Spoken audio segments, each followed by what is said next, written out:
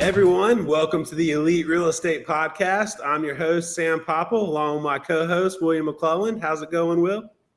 All is good, man. Favorite day of the week. You know what it is. So just really excited to have definitely excited today because we actually had a previous guest talk to us a little bit about home investors. So I'm excited that we have Jeoff Brown today coming on the show.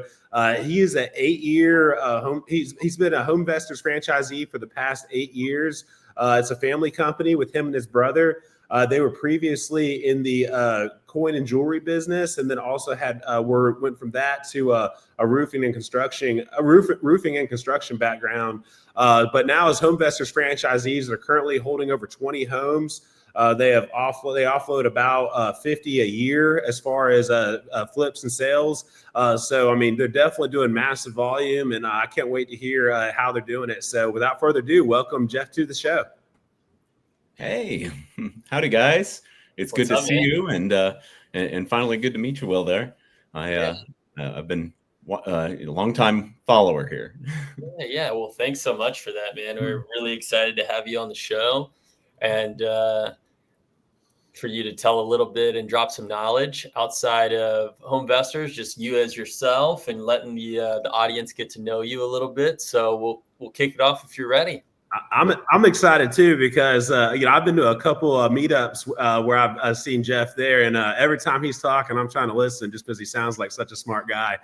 So we're definitely I'm definitely looking forward to hearing how he got to where he is and what he's currently doing. Yeah, I try to be smart, but I don't think I'm as smart as I'd like to be. That's for sure. Hey, you're in the right rooms, So I'm seeing you in the same rooms I'm headed to.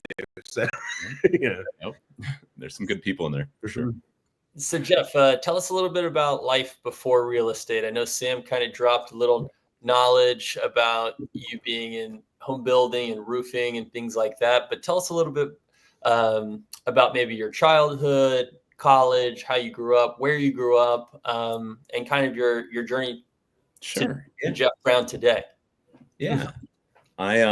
So I grew up in Missouri, and I was there. Are you a Mizzou fan? I am, yeah. Are you a fellow Mizzou fan? SEC, so we gotta like it. Yeah. We just accepted you. All right. Yeah. I grew up in Missouri. I'm a big Chiefs fan on top of it. So, okay. Yeah. But grew up there. Past few years lately. So what'd you say? I said great past few years lately. So. Oh yeah. I actually got to go to 2 of the Missouri SEC. They made it to the championship the first 2 years. Yeah, that was cool. Didn't win, but they did pretty good. Yeah, and then it comes up against Auburn that one year that they beat Bama. So it was. Yeah, that was crazy. I remember that. That was insane. Yeah. Was that the first year they were in the SEC? That was the first 2 years that they were in the SEC. Yeah, they made it. Yep, a lot of people mad. But so I grew up in Missouri, and I lived there until I was out of high school. And my parents were very, they instilled us to kind of wonder and to be curious about everything, right? Both my parents were teachers at one point in their life, and they were always pushing us to get out there and just do and think about anything we wanted. So my dad had been in multiple different businesses after his teaching career, and he was always an entrepreneur at heart, and he some of that definitely was passed on to me because just watching his grit and watching how hard he would work on everything, because he always had something going. At one point, he had a company where they would import hardwood doors and flooring from Bolivia. At another point, he was in pharmaceutical sales, and he just, Dad didn't stop. He was always into something. Everybody was always like, "What's Dale doing now?" That's awesome. Yeah. So that instilled a lot into me, to do. I didn't go. I went to college, but at that point in my life, I was a little too much into partying and and I wasn't focused on actual work, and actually, It's not for everybody. They kicked me out, so yeah. yeah. I was a football player in high school, and I had aspirations that I'd maybe do something more, and that was probably just an aspiration, right? Mhm. I wasn't putting enough work in at that point to I had physical gifts already. So, but so I came to Pensacola. My dad had come down to do some construction work and work for a construction company a little bit, and I followed him down after high school, and I've gone other places, done some other things, but Pensacola stuck, and so I've been here almost 20 years, and actually it's 20 years, yeah, 20 years now. So, and it's amazing to see what Pensacola and this region has really done over that time period. Yeah. That's So, really cool. so Bridges, how'd you get started into the real estate though? So, after being in construction for many years, we went from, I'm a very family oriented person. I still, was with my dad, and my brother ended up getting a general contracting license and roofing, and I worked with them through multiple storms and hurricanes and other projects. We went to Texas for a little bit for help out with some hail damage a couple of different times with a couple of friends that have companies over there. At one point, I ended up getting my insurance adjusting license for a little while. But meanwhile, all of that, I'm a big collector at heart, and I am a big history nerd. So my brother and I ended up opening up a coin store, and had a coin store for about a little over 10 years or so. Oh wow! And so we ran that shop for a while, In and Pensacola? it was actually in Foley. We had the Cool. shop in Foley, yeah. Very cool. And we had the shop, but we'd also travel to big national shows and take part in auctions and all sorts of other stuff. Did you grow up collecting coins, or like how'd you get into that? Because that's unique, Yeah, it's a lot of fun, and I'm such a dork. I love history, and so like looking at the history at coins, learning the history of them, that's half of it. And then I'm also into kind of art and into other things. So there's so many different types of coins out there, and the beauty on them. I mean, I literally keep them on my desk. So I have ones that I really like on my desk that are encapsulated, that are in nice nice condition, stuff that I really love. But it's something that it's a little bit the history, it's a little bit the art, it's multiple different things. And then over the years, they put them on a scale of condition, and I've gotten really good at being able to spot the condition. So that helped me as a dealer in being able to spot something that, hey, this might be a little bit nicer. The cool thing is that also relays over into real estate, to where you're picking a neighborhood, you're picking something that you like, that you see might appreciate. You're picking a house that, oh, this may not need as much work as that house. It's really the same thing as coins. You're looking at a coin and you're thinking, oh, this might actually grade really well, or this item really isn't as bad a condition as somebody else might think. So what was the who did anyone inspire you to get into real estate, or what was the transition from the coin store to Homevestors? Yeah. So we loved the coin store. The coin store was awesome. And my brother and I ran it together. We're he's my best friend, right? Like we enjoy working together, and that's cool. So yeah. And so we were at a point where we loved what we did. It's an awesome thing, but at the same time, we were like, we can do something more. We can do something bigger. We can be more helpful to other people than what we were currently doing. At that point, it was something more for us, and we saw the ability to do more. So we looked around. We were like, what kind of backgrounds do we have, and what kind of things could we do? we looked into, I mean, a million different things. Meanwhile, I mean, my brother wasn't using his roofing or construction license there for a little while. We were working on the shop. So we got to a point where it was, let's look at a couple of different franchise models and let's look at a couple of different options. One point we looked at opening a Jimmy John's before Jimmy John's was local. We looked at opening all sorts of stuff, right? And we went to several different real estate conferences. We met a guy with Homevestors, and he's like, "Hey, you should come and check this out." And so they have Homevestors Corporate has an event that after you sign their NDA forms and things that are part of a franchising thing, I don't know, it's way over my head, but you have to sign documents and they give you a whole business explanation and spiel. You come in and they were awesome. So we went to New Orleans for their convention, and they gave us the whole thing. Then afterwards, they had kind of a get together with all of the other franchisees. So we got to get face to face and elbow to elbow with these other guys that got some amazing people that owned franchises or worked for franchises in different areas. And you got to, just in that couple hours, get to know them a little better and understand what the company was more about than just we buy ugly houses, right? Homevestors has the tagline and they have all the other stuff, and it's awesome. It's great, but knowing about the company more was really what sold me on it, and knowing the people that, I have friends all over in Boston and Dallas and other places that they run very successful businesses that are very inspiring, and it's like a mastermind in a way, where they get you, they help give you little tweaks to get to that next point. Yeah, no, so that's awesome.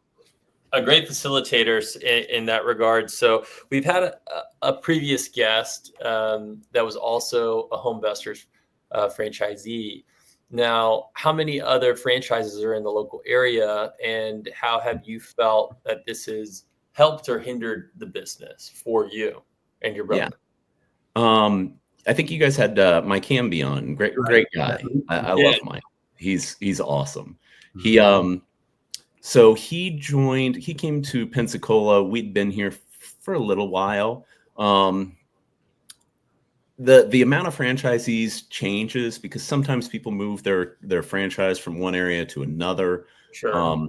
I think Mike was at one point in Ohio before he even came down here. So it changes. I think right now we're sitting somewhere around 10 different franchisees here. Here locally. It might be a little less. It might be 9. I don't know.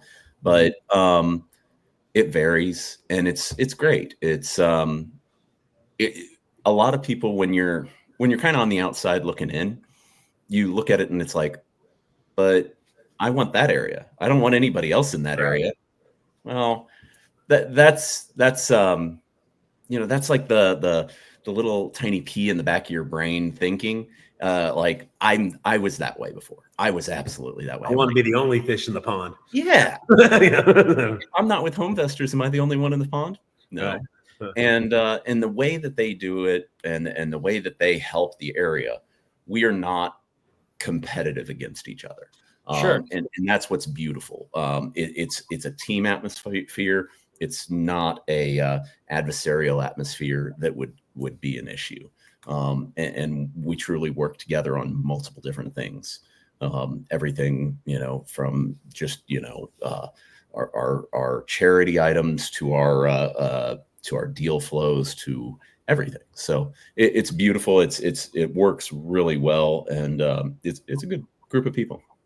No, that's cool. That's why I asked if it was helpful or if it hindered growth, because I feel like it's a great opportunity. Sometimes when you're getting into a new business, it can be lonely, especially if you're in a specific district, division, region, etc. But if you have some other people to kind of lean on and everyone's like-minded in that, it could be a really beautiful thing, kind of like how you just articulated that. So that's cool to hear. Now, you guys popped into that New Orleans conference in 2016, right? You said 8 years ago. 16. That would have been in. It's either 16 or 17. Yeah.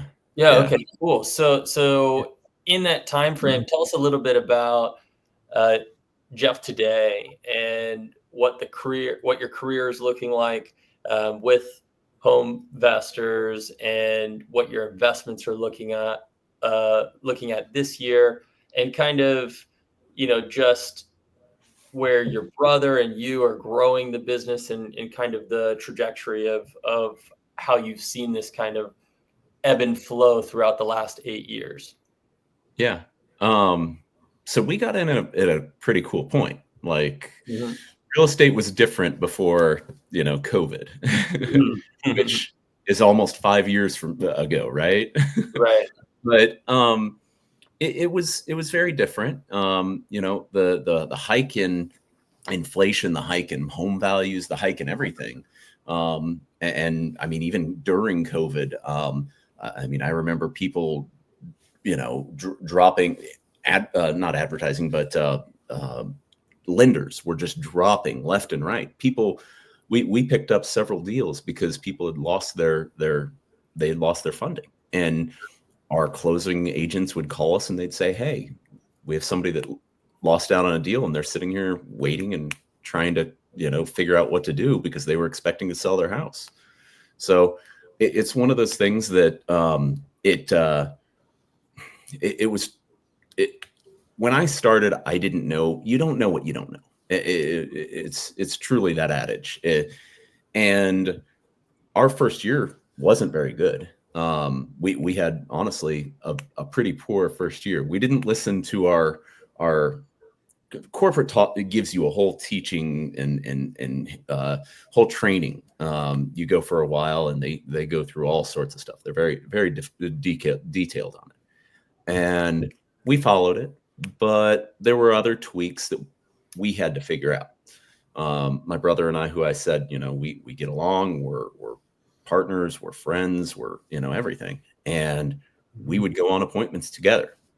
Well, I'm a little smaller now, but I used to be about 300 pounds. And my brother, he's a little bigger than me. And we realized after probably 100 appointments that it was a little bit, that sometimes people would see the two of us and they'd be like, "Wait a minute, whoa."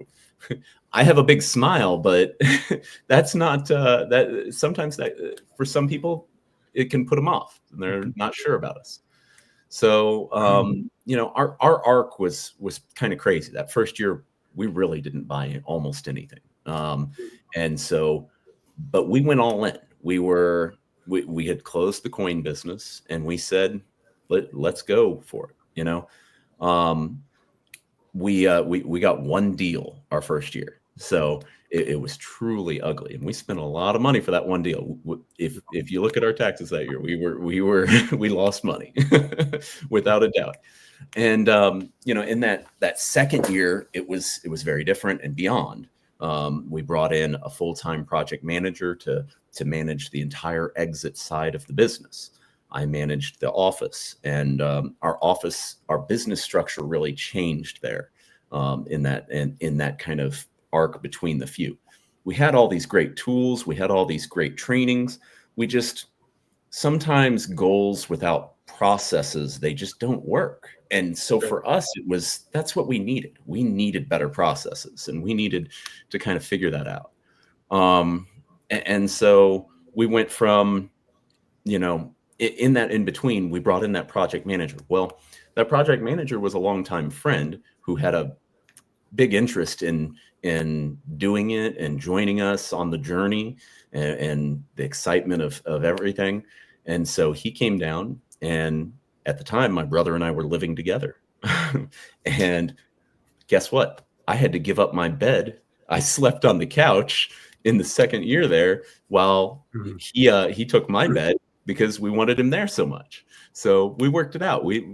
Sometimes it takes a little grit. If I'm on the couch, I'm on the couch, right?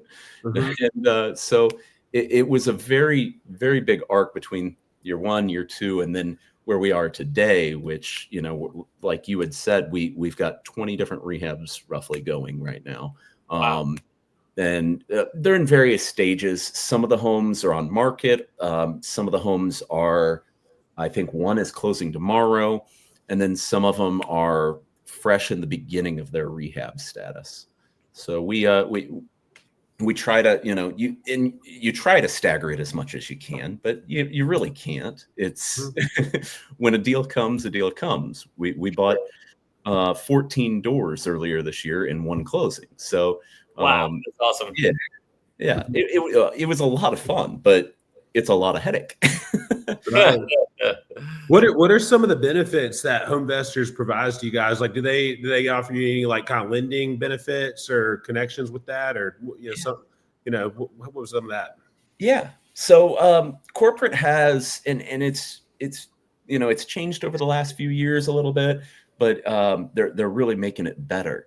They have multiple different lenders that have preferred programs that it really assists us. They have, like I had mentioned, multiple trainings that we do to help us keep on top of everything. Everything from valuing houses to interacting with customers to running your office. So they have those pieces. The lenders are awesome because they're used to, the 1,000 franchisees or whatever the number is right now. So kind of when you get into it's like buying in bulk. It's a group pricing. We get kind of a preferred deal with a lot of the lenders. And then they bring in great speakers to our 2 conferences every year. And it's great. It really has helped for sure. That's awesome. Now, something I like that you said, and we've had a couple different people do the same thing, is you said that you guys went all in. Now, do you want to speak to the audience a little bit about going all in and not having this maybe secondary or backup plan just to make you have that type of grit? Like, you guys had a coin store. It sounded like it was going great. You guys really enjoyed it. It was not only a hobby, but a business for you guys that you guys were enjoying, right? It's like pretty great. Like, a lot of people want to do something that they love and then make a business out of it. You guys kind of took this new path, but you went all in on it. And year 1, you had this deficit. So what was that like in the mindset that you and your brother had to just go all in and know that this was going to work to kind of take that next step? I know there might be some listeners here right now that feel the exact same way or are scared to make that jump. Yeah.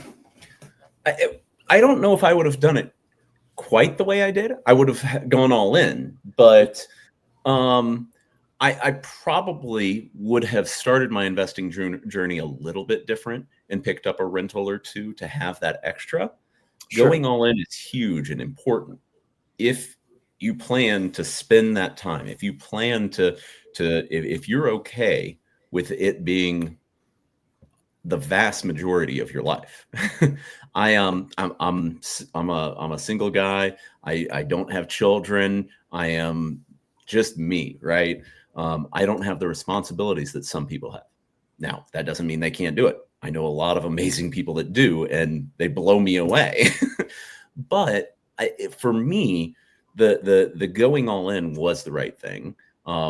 We needed to close the previous door in the previous business, because you can't give that focus. You can't give your all to something if you don't. And that was part of our first year mantra. We knew we weren't going to buy as many as we wanted to buy. We had very high aspirations, and that was great. We're working on those aspirations still, continuing trying to get to some of those goals. But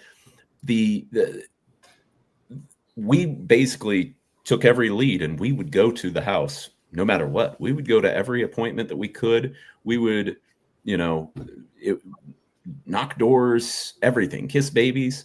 But we were, some of those deals weren't really deals. So it was good to get the practice, even if they weren't going to be the deal that we ended up purchasing. And it's no different in our deals today, but now it's more focused towards something that's a big home investor thing. You know, you're helping that individual even if you don't buy their home. It doesn't matter if you buy their home at the end of the day. If you help them accomplish what they are looking for, I'm not always the right solution. Sure. Somebody else might pay a little bit more, and that might be what's more important to them. Or somebody else might be able to close faster. That's very rare, but you know, there's a bunch of different things that that just, you know, are important to people. So it's one of those things that it helps for us, and the grit is why we're there. Oh, I love it, man. That's really awesome. I think that you touched on a lot of really great points there that a lot of people maybe are struggling with and worried about. And I really, really like this. And something that's interesting, and maybe you can explain the different types of business models or exit strategies of home investors, is I feel like a lot of people, myself included, feel that home investors is a lot of wholesaling. And then now can you kind of direct the audience, because you said you guys bought 14 doors in one closing, you guys have 20 rehabs right now. It doesn't even sound like you guys really offload too much until you completely rehab it and then list it on the market, or am I missing something? No. So we didn't quite get there overnight, you know, like I had said. Right. No, definitely. Yeah. No. Yeah. And yeah, actually we have more rental doors than even that, but it's one of those things that multiple franchises are all different. We're all different businesses. Even though we are a franchise of home investors, my plan might be different than your plan. You know, and you and Sam, all three of us might have a little bit of a different thought in mind of what works best for us.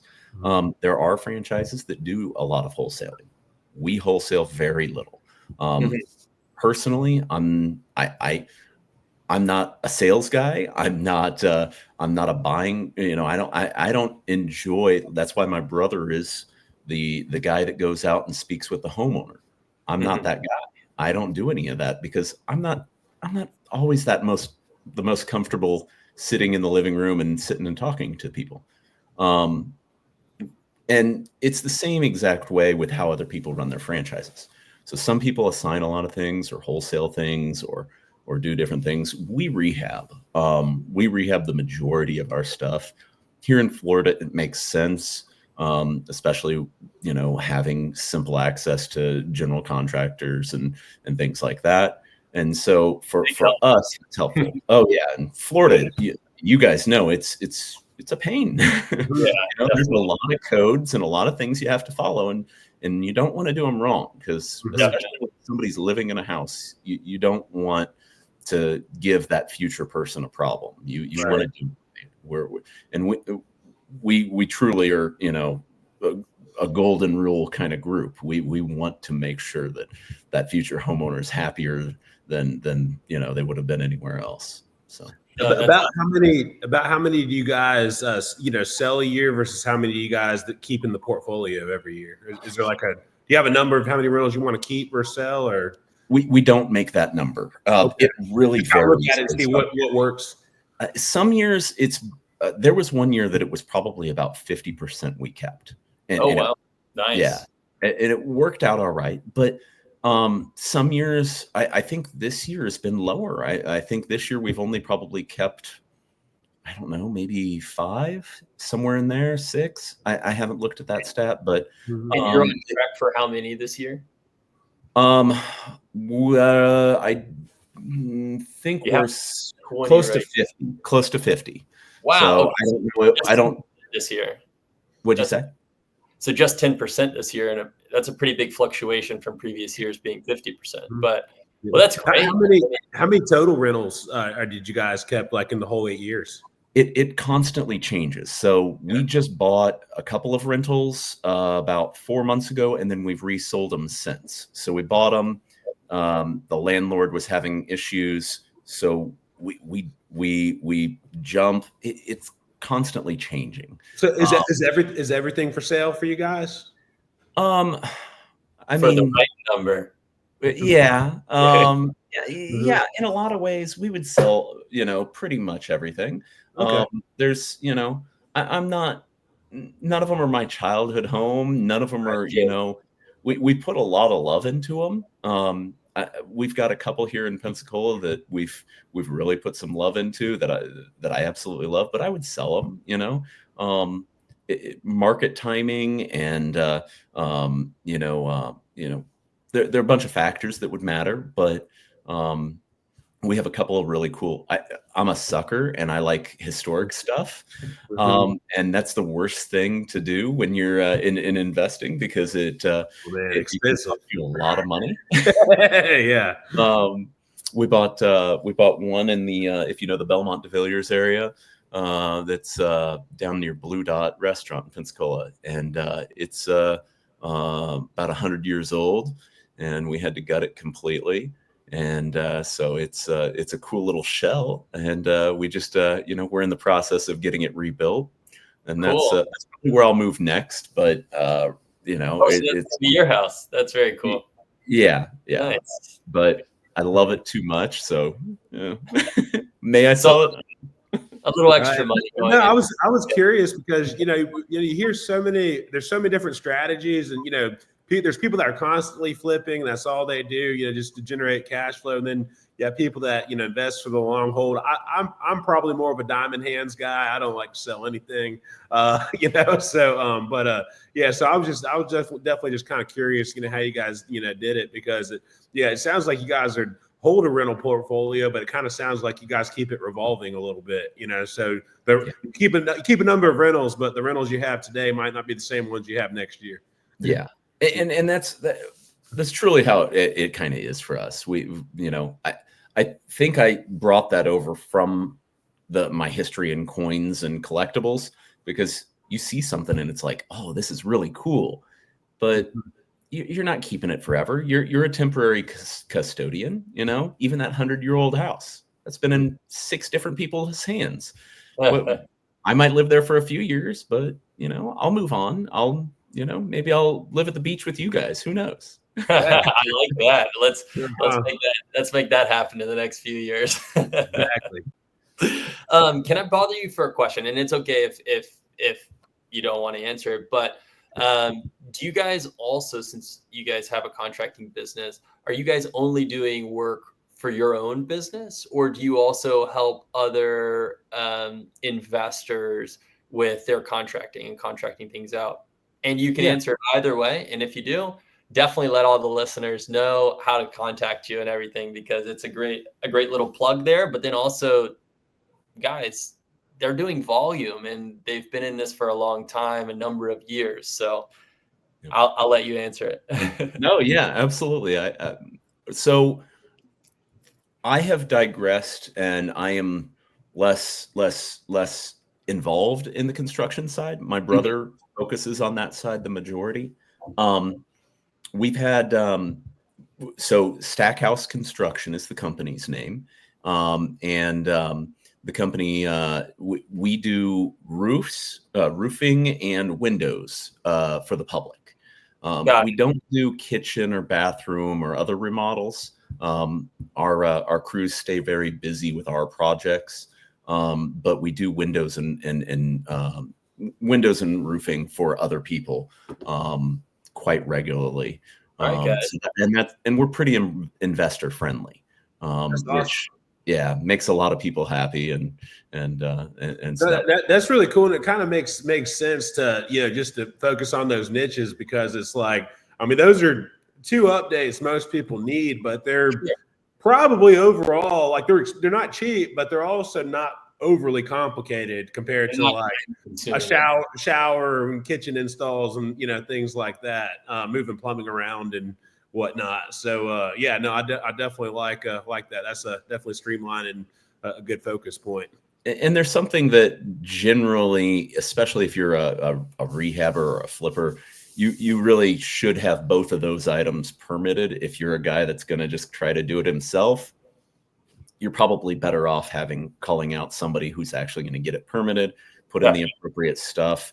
And I've always been guy that I don't like doing anything where you're not, you want to follow the rules. The rules are out there for a reason. I'm going to double down on that for you too, especially the roofs, especially here in Florida, because if you don't have it permitted, it's like it never happened. So the insurance companies might still make you redo it if you can't ever figure out how to prove that you actually have done it. So highly recommend you take Jeff's advice and only ever get a permitted roof. I'm the opposite of Jeff. I like to not give anything to the government if I can help it. But these are things that I do right and do the right way, because I mean, it's kind of like I said, the insurance will come and bite you in the butt later. So to that point, I just actually had a friend, and the same thing happened. They couldn't insure the home because you could visibly see the roof was recently done. But unfortunately, they just had someone, it was good sheet metal, it was a nice metal roof, everything, but they did it. The previous owner who decided to flip it lost the sale, ended up having to continually hold it on the market, because when they got to closing, which, as we know, most buyers are not closing quickly as a house is already rehabbed, right? So you go through 30 to 45 day closing process, and then they're like, oh, well, no, we can't insure this because you didn't pay the extra, couple $1,000s. And so now how much trouble is that to relist it? Now the listing is old, and then find someone who then is going to buy the house without insurance. Yeah. So just heed that warning, and definitely give Stackhouse Construction a call for your windows and your roofing. So, and get a permit.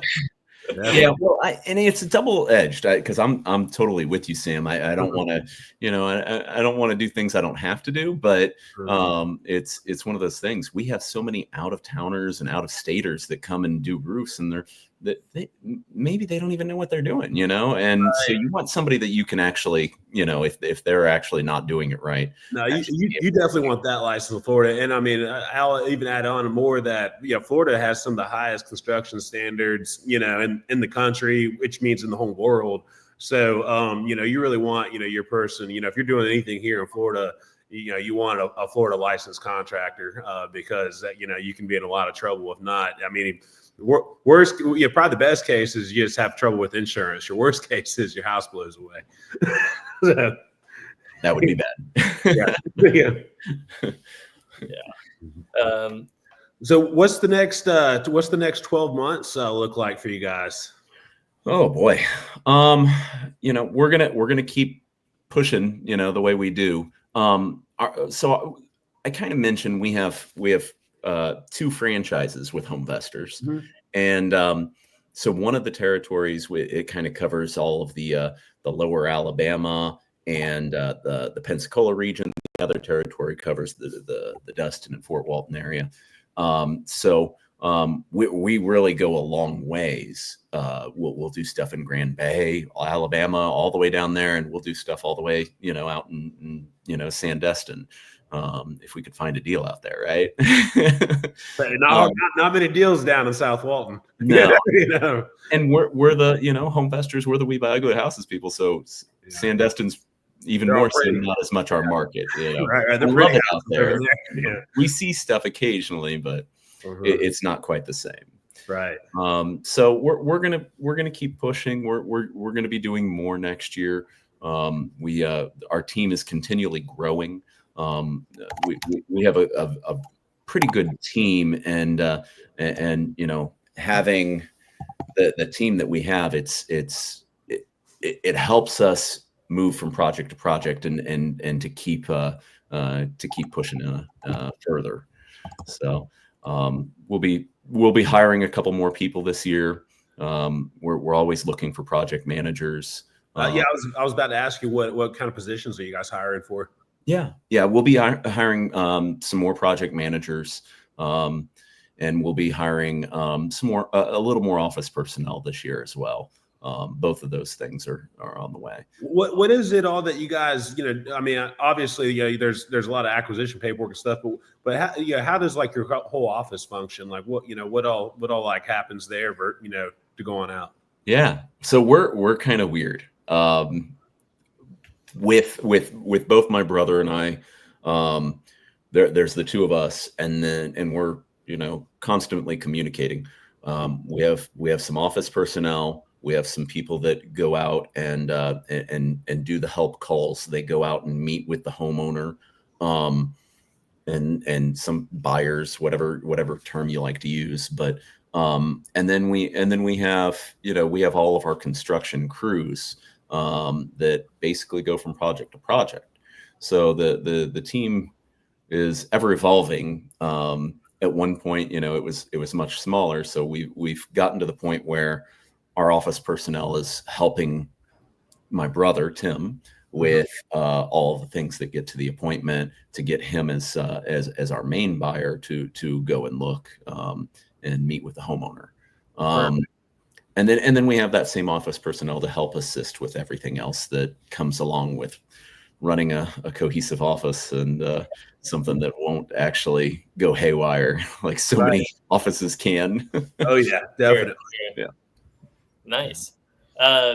So what's the lifetime goal, and what's the overall in-game kind of look like, since you guys have? How big's the holding portfolio, or how much would be the final year of flipping value? I've grown in my life, and I'm to the point where I'll say I don't know if I'll ever stop. I like that. I've said it for years. When I joined Homevestors, I wish I had started earlier. As much as I loved our previous ventures and previous businesses, the solutions, the things that you get to do in this business, they get to be whatever you want. You can hire out, or you can find somebody to help you with the parts that you may not be as comfortable with or as strong with. But I don't know if I'll ever stop. I think I will continue to look for reasonable deals, or I'll enjoy real estate. I mean, everybody has to live somewhere. So at the end of the day, it's something that, we will probably at some point do a lot more new build. We currently don't do any new build really. But we have a few different things in the works, trying to work some deals. You're always putting some irons in the fire and trying to find something that might work a little differently than what you're currently doing. But we love what we do, and the train can kind of keep on the tracks, and we can try something else. Right. No, that's awesome. Yeah. What do you think are what's your favorite, or maybe top 3 favorite books that have kind of helped you guys get to where you are today? I love the book question. So, I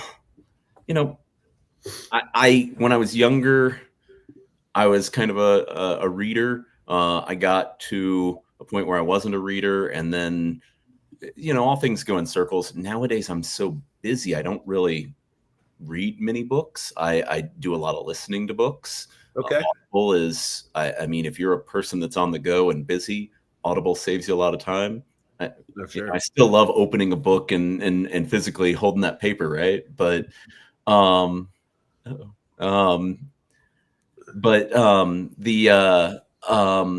think, let's see, the Greatest Salesman in the World. I don't know if you guys have ever read that one. That was, what'd you say? Zig Ziglar, right? No. Og Mandino, I think, is the. Og Mandino.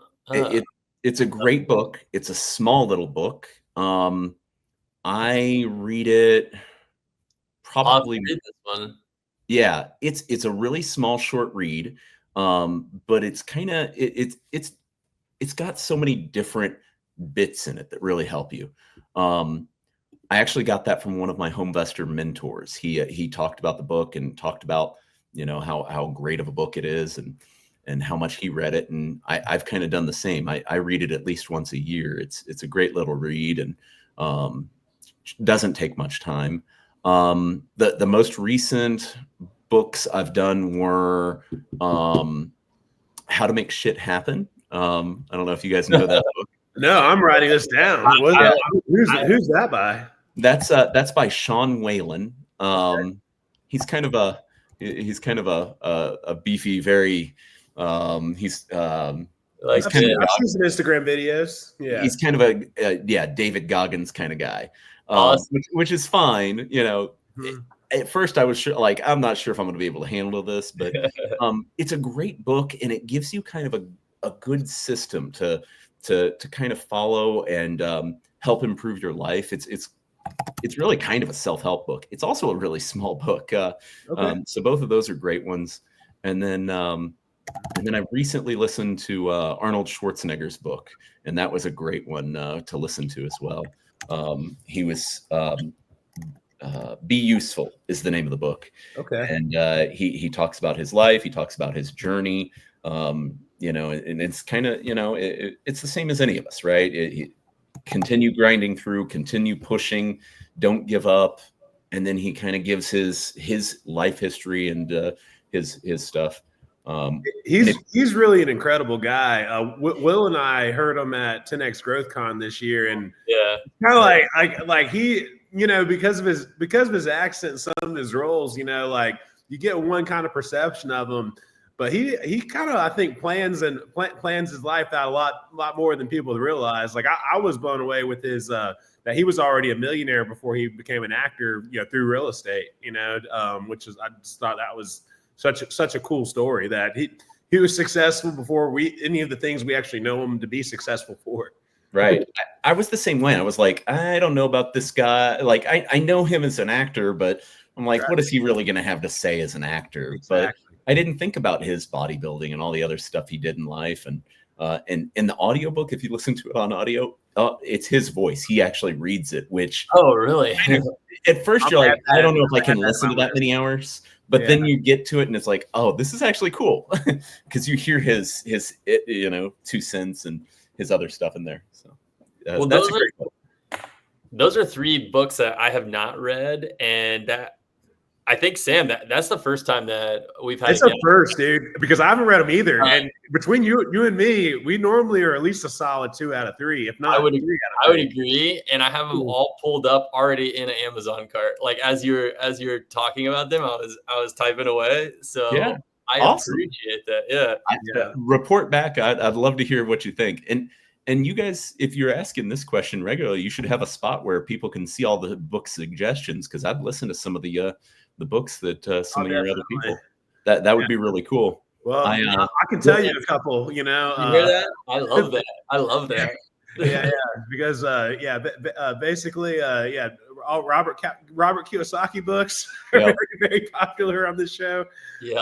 So I figured that was a big one, and probably The Art of the Deal and a couple others like that, right? I'm glad, dude. That's super cool, original answer, and I bet you. Did you listen to How to Make Shit Happen, or did you read that one? I read that one. It's not a very big one. Okay, because I was thinking that might be a good Audible if he's the one doing it. So another popular one we have had is Relentless by Tim Grover, and that's one. I'm gonna write it down. Okay, yeah, that's definitely a good book to read. But I actually highly recommend that one on Audible. Like his books on Audible are even more impactful.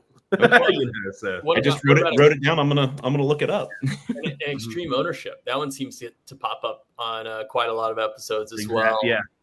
We've had So this was really fun. Thanks, Jeff. I'm excited for all 3 of those, because I had an honorable mention, and now I can't think of the name of the book. It's the book on time blocking. Oh my gosh. We need you to remember this. Yeah, that is a great book as well. For the new year. Is it by Luke Seavers, Time Blocking, or The Power of Doing One Thing? I've heard that one's good as well. And I actually am going to add that to my reading list. Time Boxing, Power of Doing One Thing at a Time. Let me see if I can find it here. Or Win the Day. I know that's a pretty Win the Day. Pretty popular one. That's it. Win the Day is a great one. But time blocking, it really helped me personally push through and get through. I mean, when you're working in an office, when you're constantly working on multiple different things, when you're running a business, boxing it out and keeping those important and difficult tasks and getting them out of the way in the morning. In the last, what'd you say? Eat the frog. Yeah, eat the frog. Yeah, that's. I started walking the Pensacola Bridge. I hate walking. I hate exercising. Now I enjoy it more because I do it at 5 a.m. I'll go walk the bridge for 2 hours and get my exercise out of the way, get 15,000 steps or whatever. And dude, I love that. If you ever want a walking partner, I'll come meet you at 5 one day when it warms up a little bit. These mornings in the 30s are a little chilly for me, but that bridge is an awesome one too. I've done it one time and I really enjoyed it. But yeah, Will likes to walk a long time too. He and I have done some, I think, 4 and 5 mile beach walks before. We did were a grind on the beach, and it was just like one way was super nice, and then you come back the other way and just blasted by the wind for like 3 miles. Yeah, that's awesome.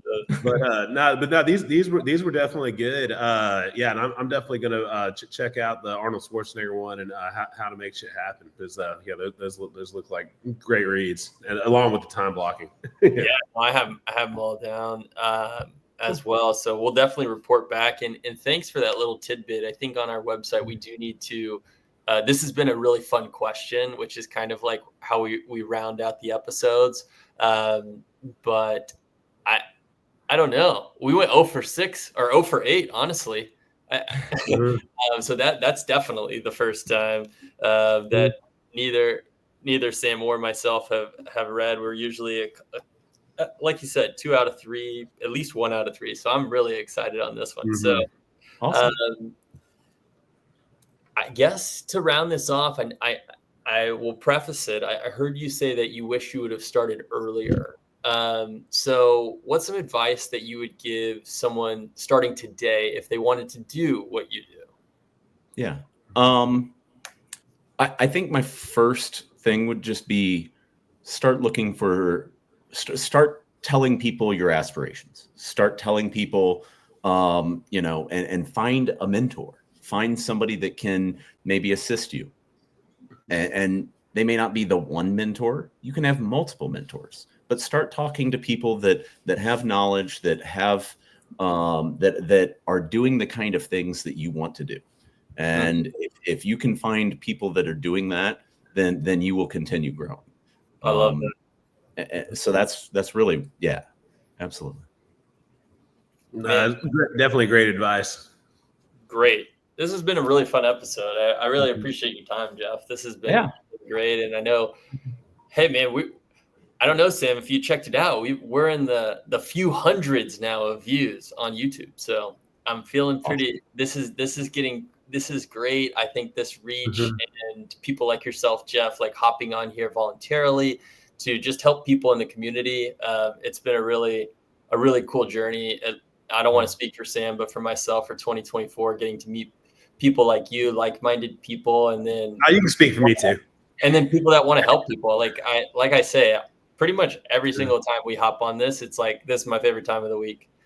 So it's really no, I definitely agree. It's every week we get to meet someone and hear a different story. And one of my favorite things about the podcast is that we've met so many people and everyone has a personal success story.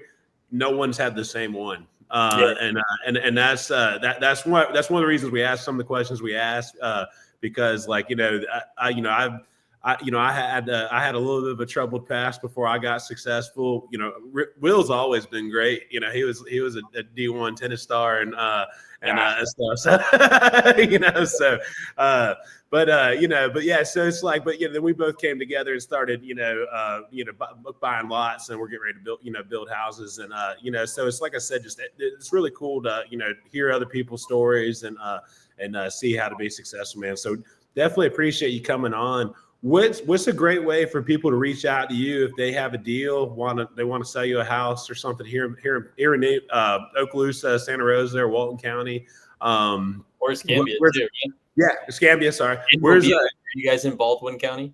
Yeah, so we cover Mobile, Baldwin, Escambia, Santa Rosa, Okaloosa, and part of did I say Walton? And Yeah. part of Walton as well. Okay, awesome. Yeah. So where would someone reach out to you if they have a deal, or if they want to get more information, about what you guys do? Yeah, probably. So that I'm not. Let's. The easiest way is probably reach out to me on my LinkedIn. It's probably an easy one. I try to post some of what we do on there as well, which is cool. You get to see some of our projects and some of our team and things we do. It's spelled Jeoff. My parents were a couple of hippies, so they spelled it a little different. But Jeff Brown. And look me up on there and send me a message and start a conversation. That's a great spot. We've been working on that's one of our many goals for the next year, probably doing something a little more where we showcase some of our projects, because we've done some pretty fascinating and cool stuff that just blows me away. Houses that have termites on three exterior walls and main beams and stuff like that. Fire damage, flood damage, all that kind of stuff. Oh man. Oh yeah, man. Love it. Yeah. Cool. Nah, that's awesome. Do you guys have a website, or just the LinkedIn? Because I know you guys have the construction stuff too. Yeah. So Stackhouse, the construction, has a website. It's stackhouse.pro. And then for anything else, corporate has a website. So we don't really have our own personal. Gotcha. If somebody has a question, I either suggest reaching out to me on like LinkedIn or Jeff Brown on LinkedIn. Easy enough. Easy enough. I just added you on LinkedIn, so awesome. You'll see a request. We'll be friends as soon as we get off. Well, I appreciate you guys, and this has been a lot of fun, and I really appreciate. I'm in some pretty cool company. I haven't had much time to listen to podcasts lately, but I'm gonna have to go listen to all these, because you have a bunch of my friends on here, which is awesome. Yeah, no, check us out on those 5 a.m. runs and walks. So that would definitely be a cool time to get caught up, because, like you said, a lot of really local cool people that we've had on that have donated their time just for people to get a little bit of knowledge or encouragement, just like you did. And so it's been cool, and I really loved that idea of adding all of the books. And I think I want to add at least a couple quotes from everything, because we have some in the show notes and things like that. But that was another good one, and I know that we talked a little bit offline ahead of time about Clean Eats, and I definitely want to give a big shout out to Clean Eats, who's our corporate sponsor and allows us to run the podcast and do these really fun interactions and informational times that we get to hop on with people like yourself. So check out Clean Eats in Mobile, Pensacola, Shalimar, and Tallahassee. So Sam, where can I find you? Yeah, so check us out on our website at theeliterealestatepodcast.com. And then my personal Instagram is Sam_FloridaMan. So if you want to shoot me a personal message and get in touch with me directly, that's a great way. I'm always loving to look at deals. Even if you don't want me in on the deal, I'll still look at it for you and give my opinion if you want it.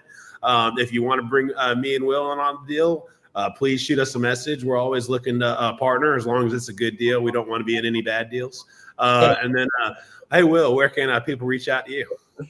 Yeah, same. Just check out eliterealestatepodcast.com, where we have all of our podcast content, and soon to have all of our updated books from all of our guests. And then also you can reach out to Elite, REIFL, like Elite Real Estate, kind of like the podcast, .W.McClelland on Instagram. I don't check it as frequently as Sam. So if I don't message immediately, message Sam, and don't feel that I slighted you. I promise. I just don't check it as frequently. And so I actually just was in there and noticed that I had a few messages that I just responded to. So if you guys are listening to this, know that it wasn't purposeful. So you can also hit me on LinkedIn as well. And I look forward to connecting with you guys. And just like Sam said, if you guys have some deals, even if you're just questioning some things, shoot it over to one of us. You can always email us as well, which is just elite@gmail.com, and we can look at those too. So yeah, we all remember when we were looking at our first deals and didn't know what we were looking at. So we're definitely willing to extend that hand because I think all of us got here to where we are today due to someone else helping us a little bit. You know, whether they gave us some good advice or told us how to do it. But yeah, there's definitely been we've all been helped, and therefore we're all willing to give back. It can be really scary looking at that first deal or those first 100 deals, even because you have no idea what about this, what about that. You never know exactly. I can probably say that almost every deal I've ever done, I've learned something else on. Something. There's always some, usually not big, but sometimes it's just a little different dynamic in every deal. That's like, oh wow, didn't know you could do that. Now I know. So. Yeah. But anyway, Jeff, we appreciate you coming on the show, and we hope you have a great rest of your day. I'm looking forward to seeing you at some meetups. I'm trying to hit up Mike Hamby's tomorrow. That's tomorrow at 4, right? Yeah. I'll be there, and I'm going to come see you at Clean Eats. I've been needing to come, and I'm out of town next week for a convention. But when I get back on Friday, I'll come take a peek and pick some food out. Sounds good, man. Shoot me a message. We'll go get lunch. All right. Sounds good. Thanks, guys. Bye.